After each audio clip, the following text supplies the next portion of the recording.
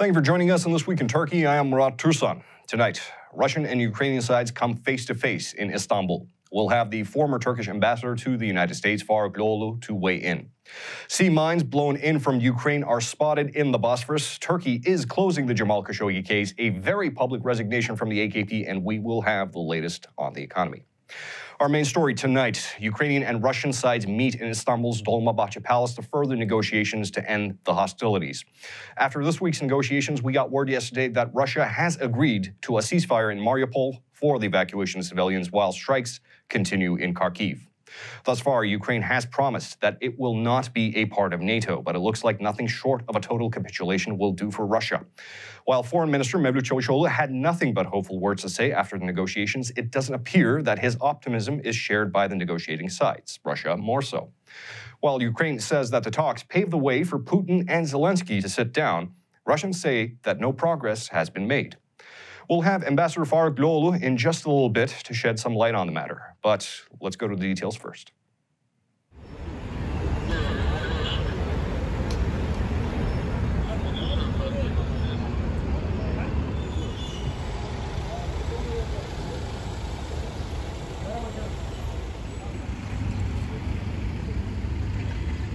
Welcome to Turkey and Istanbul. After the 4-hour meeting of the Ukrainian-Russian delegations at Dolmabahce Presidential Office, both sides released contradicting statements. After the meetings, the Ukrainian delegation stated that the talks were constructive and that they yielded a path for meetings at the presidential level. Medinsky, the head of the Russian delegation, also stated that the talks were meaningful and noted that they would forward the proposal of the Ukrainian side to Putin. Foreign Minister Mevlut Çavuşoğlu also said that holding the talks in Istanbul is an indication of trust of the parties in Turkey, and said that this was the most meaningful progress since the start of the negotiations. Çavuşoğlu once again stressed that Turkey is fighting to end the war. The country that has shown the most effort in this regard is Turkey. The most meaningful result was achieved in Istanbul, but nothing is over. A consensus has been reached on some issues, and we see that some other issues are no longer argued.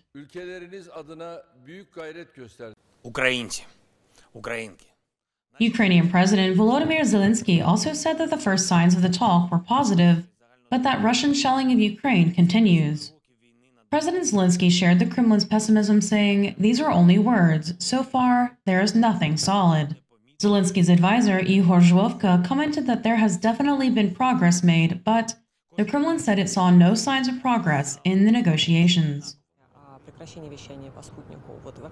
Kremlin spokesperson Dmitry Peskov said that the peace talks with the Ukraine has not yet made any progress or really hopeful development in Istanbul. Good afternoon. As I said in my State of the Union address, President Biden made a more cautious assessment of the talks, saying, "I don't read anything into it until I see what their actions are." Back with us on the program, the former Turkish ambassador to the United States, Faruk Loğoğlu. Mr. Ambassador, good to have you back with us again. Thank you. It's good to be here.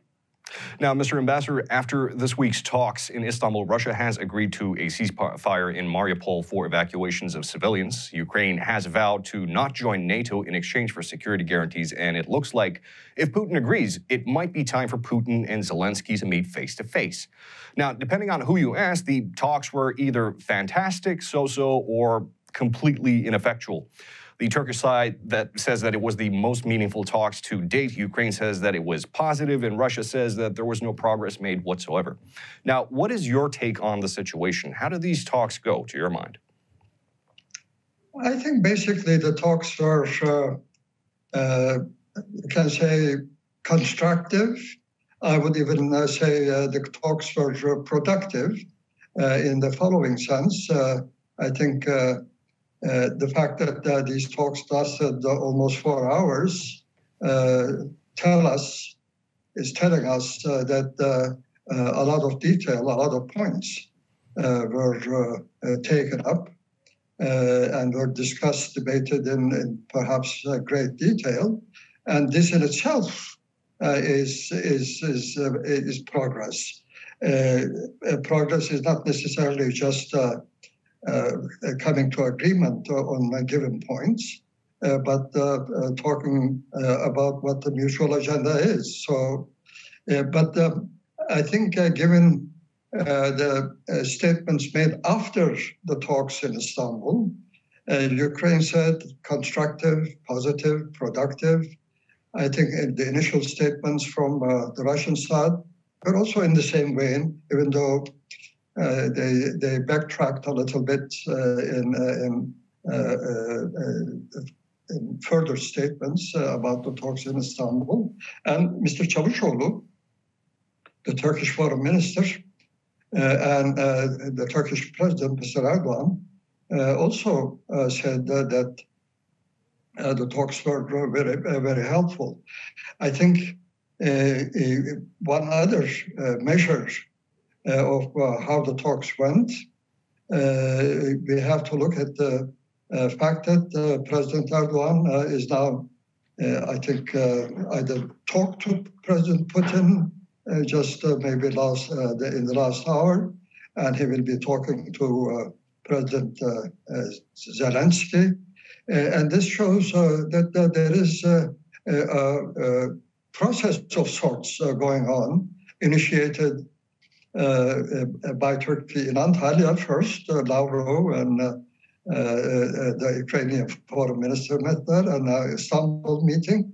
And now Turkey is trying to get the two sides get together again, probably first at the foreign ministerial level.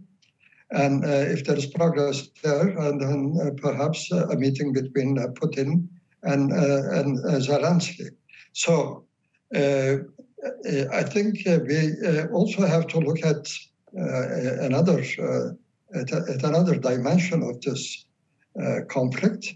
What I find interesting, important, is that the developments in the field in Ukraine and with the Russian invasion of Ukraine are not consistent with the various statements coming from the Russian side.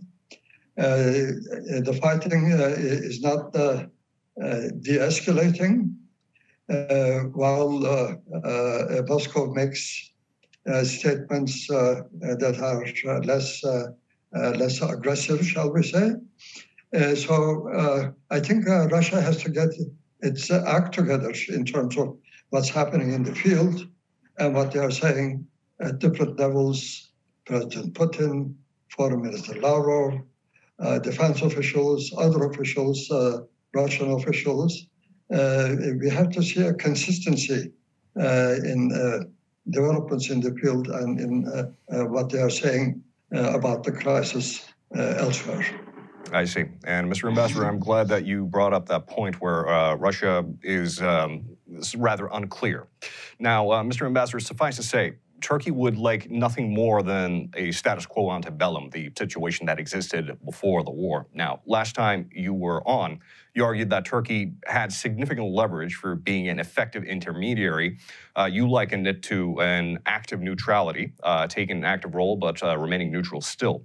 But these negotiations are moving very slowly. President Biden appears to be losing patience with Russia with each passing day, and Russia appears to want nothing more than Ukraine's total capitulation. Of course, as you said, it's still a debate on what Russia really wants. So, Mr. Ambassador, do you think that Turkey can get Russia to soften its stance at some point? And if Russia doesn't soften its stance, do you think that there will come a time where Turkey will have to pick a side?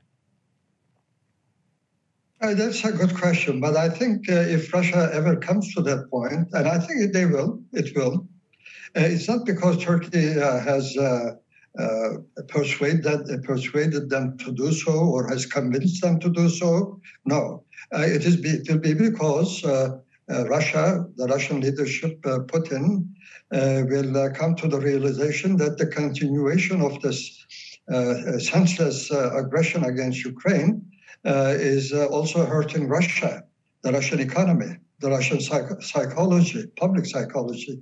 And also, I think there are differences of view within the Russian leadership. So I think as And plus, of course, the developments in the field, the military aspect, the military dimension is not going very well.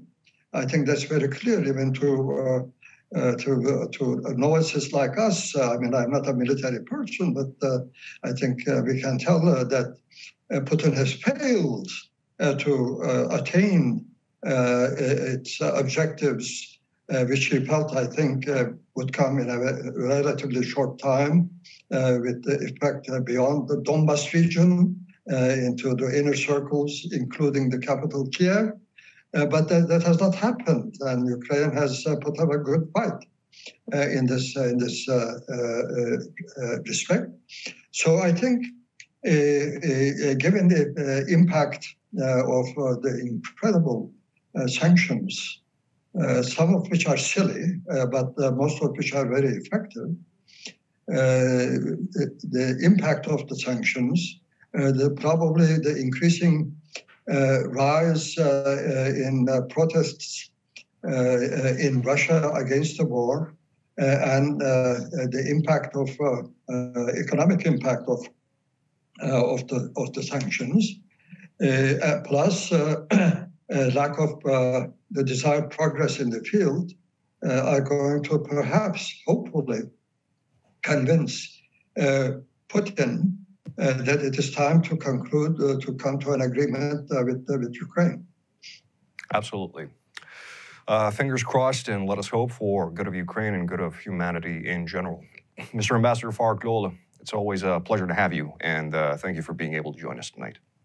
Thank you. My pleasure to be here. Thank you.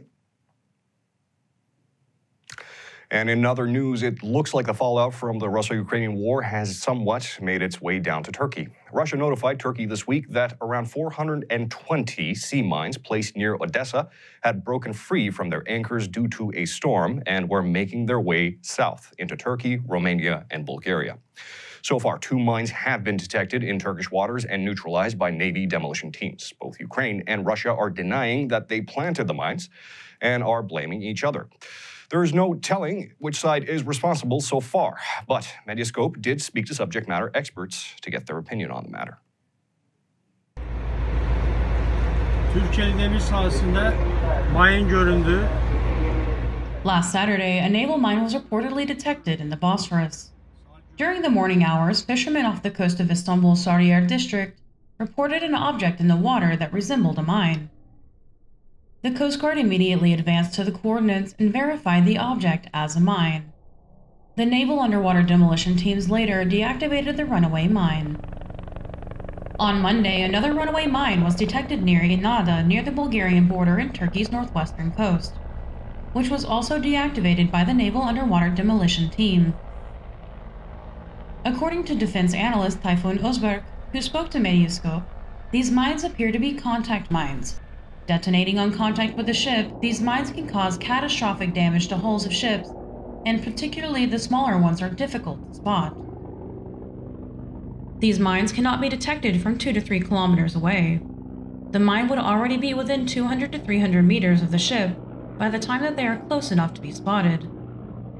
Speaking on the possibility that the mines were released on purpose, Özberk said at this point, it would be conjecture to speculate if Russia has engaged in a sabotage of this nature.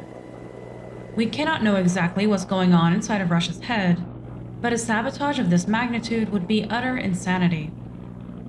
Director of the Foreign Policy and Defense think tank İDAM, Sinan Ülgen explained, "According to our information we have obtained, we have confirmed that the Ukrainian mines were overhauled and detonated years ago, and that a sugar mixture was used in the replacement.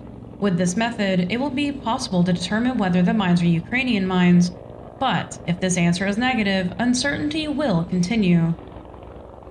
International relations expert, shipwatcher, and Medyascope commenter Yora Kushuk noted the small number of runaway mines and commented that it would be impossible for the Russians to know the exact number.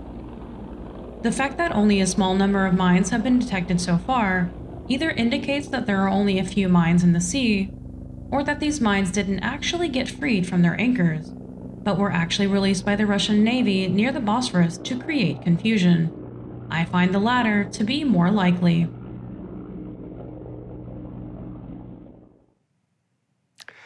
And it has been 3.5 years since Washington Post columnist and U.S. resident Jamal Khashoggi's murder in the Saudi Consulate General in Istanbul. Khashoggi, a vocal critic of the Saudi government and Mohammed bin Salman, entered the consulate building on October 8, 2018, but never came back out. To this day, MBS denies that he had a hand in Khashoggi's murder. However, since then, MBS has admitted that Khashoggi was indeed murdered, and Saudi Arabia has tried and convicted 8 men of the murder since. Now, initially, Turkish-Saudi relations were running low. President Erdogan himself insisted that the trial had to be held in Turkey and justice be served. But now it looks like Khashoggi's case is being closed. The state prosecutor is asking the court for the closure and transfer of the case to Saudi Arabia. The 11th Istanbul Criminal Court has now asked the Justice Ministry for an opinion on the matter.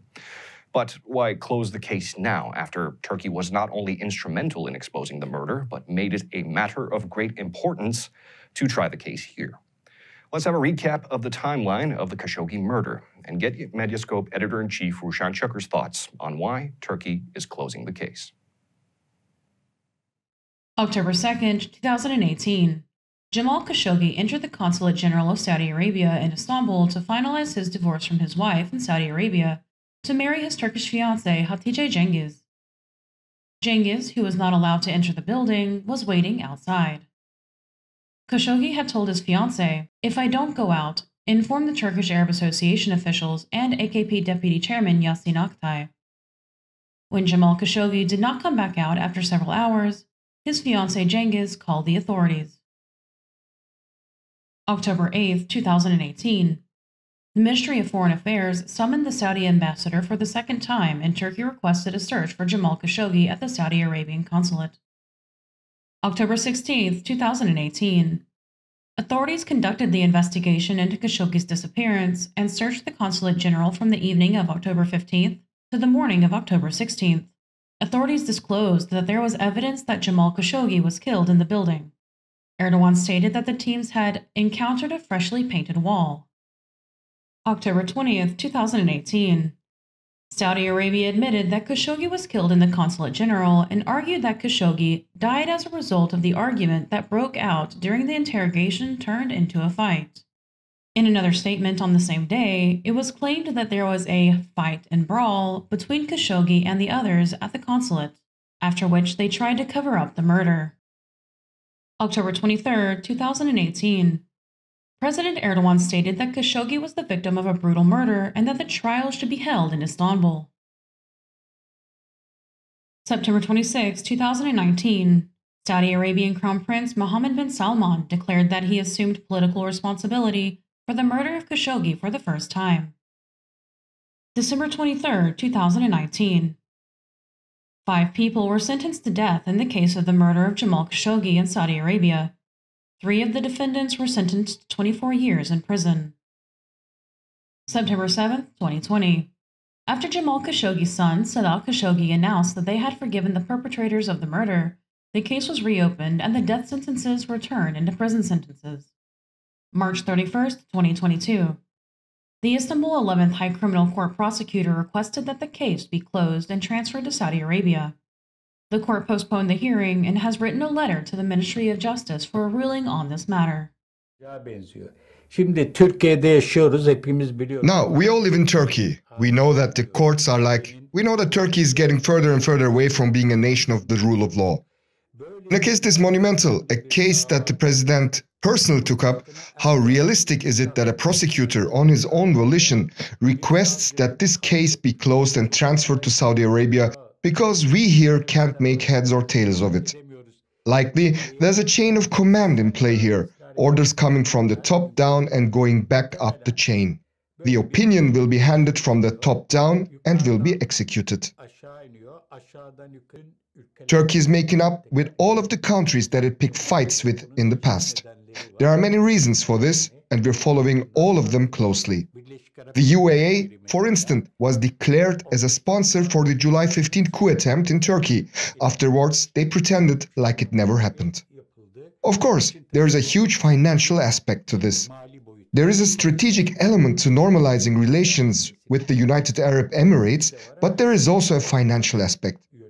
There are rumors that relations with Egypt are also starting to normalize, though at a slower pace.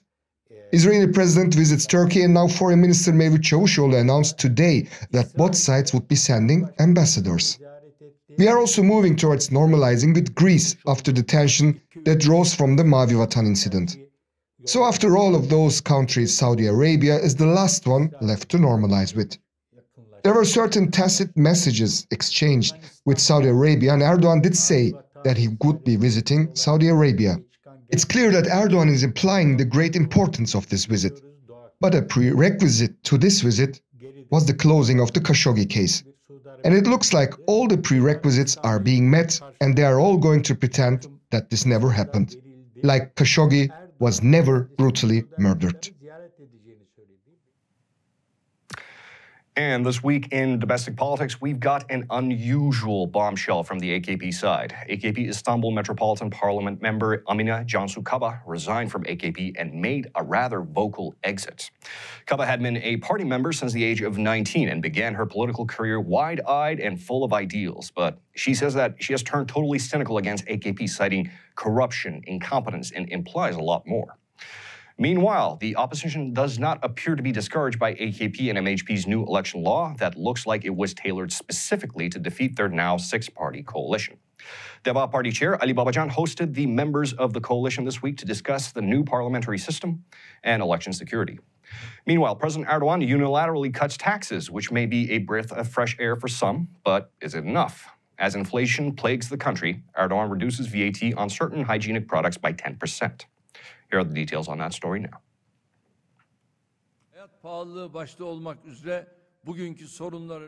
This week, after his cabinet meeting, President Erdogan announced a reduction on VAT for select hygienic items from 18% to 8%. According to the decree from the president, soap, shampoo, detergent, disinfectants, wet wipes, toilet paper, paper towels, tissue and napkins, toothbrushes and toothpaste, and dental threads are now all sold at 8% VAT. On the opposition side, chairs of CHP, IA Party, Deva, Saadet, Future, and Democrat Party met at a dinner meeting hosted by Deva Party on Sunday. After the meeting, which lasted about 4.5 hours, a written statement signed by the 6 leaders was published. In the statement, it was announced that working groups will be formed both on the roadmap of the transition to a strengthened parliamentary system and on election security. Saadet Party Chairman Bülent Kaya stated that one of the most emphasized issues since the talks between the leaders started is election security. The most shocking development of the week came from Istanbul. Istanbul Metropolitan Parliament member Amine Cansu Kaba resigned from AKP, citing that she could no longer stand the corruption within the party. I joined this party with great ideals for my nation and my people at age 19. The reasons I am leaving now are its corruption of justice, the continuous disreputability of its members, the sheer incompetence of its officials, the complete destruction of hope and future for the youth of this country, and things that my conscience cannot take and make me say, that's a bridge too far. And in the economy, the lira appears to have found a new performance envelope of stability between 14 and 15 to a dollar. Lira is trading at 14.70 against the dollar now and trading 16.20 against the euro, and has been fairly stable throughout the week. Well, as far as the lira goes, it's been fairly stable. No new inflation numbers have been released by the government so far, but we'll likely see March's numbers next week. Meanwhile, though, the price of red meat is up 48%, which is devastating news if you like your steak, like me. Your first thought might be that meat prices are up. Surely the meat producers are making money. But as it turns out, a lot of them are actually losing money, and they're blaming the Meat and Fish Board.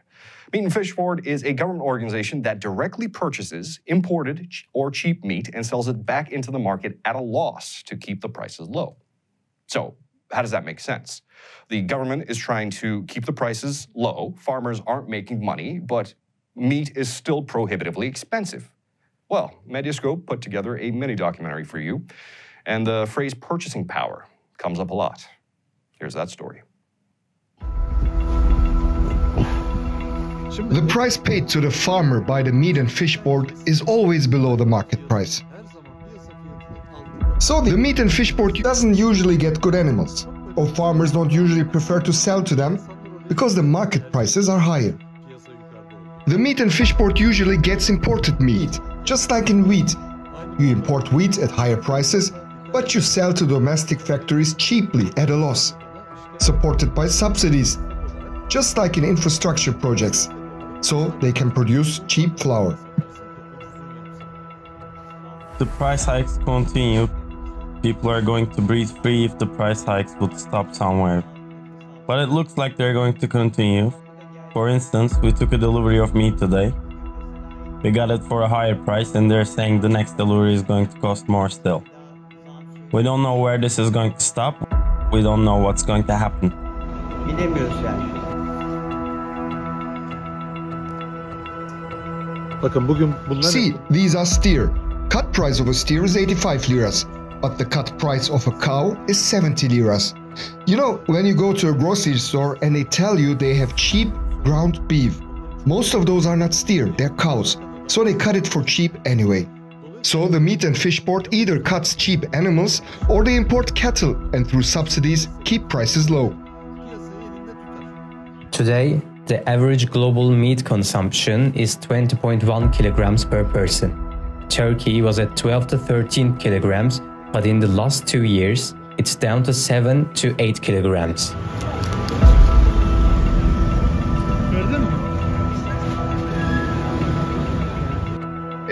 If meat prices are below the cost of overhead, meaning if the price is well above the farmer's cost, the farmers operate at a loss. So you could say that way that meat is cheap, but meat prices are very high compared to the consumer's purchasing power. Satın alma gücü itibariyle et fiyatları çok fazla yüksektir.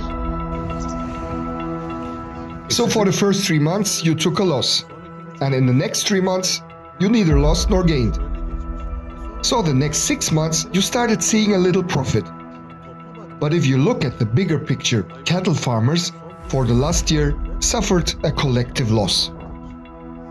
As the prices go up, the customer's purchasing power goes down. They ask about prices, go looking elsewhere, they start searching. İçine giriyor. Biber. 2 dilim olacak abi. Aynen. 450 gram. İkisinin 450 olsun. Yok, peki.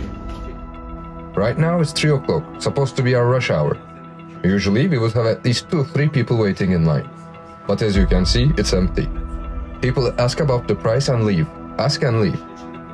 If you ask me, there's also opportunism involved in this. I think a handful of wealthy people in Turkey are meddling in the market, raising prices. And with that, that's it for us in This Week in Turkey. I have been Murat Tursan, and thank you for joining us. Türkiye'nin sivil, bağımsız, özgür ve çoğulcu bir medya ortamına ihtiyacı var. Medyascope 20 Ağustos 2015'te bu ihtiyacı karşılamak üzere yola çıktı. Ama yolumuz uzun.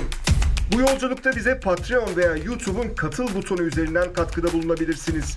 Destek verin, sizinle güçlenelim.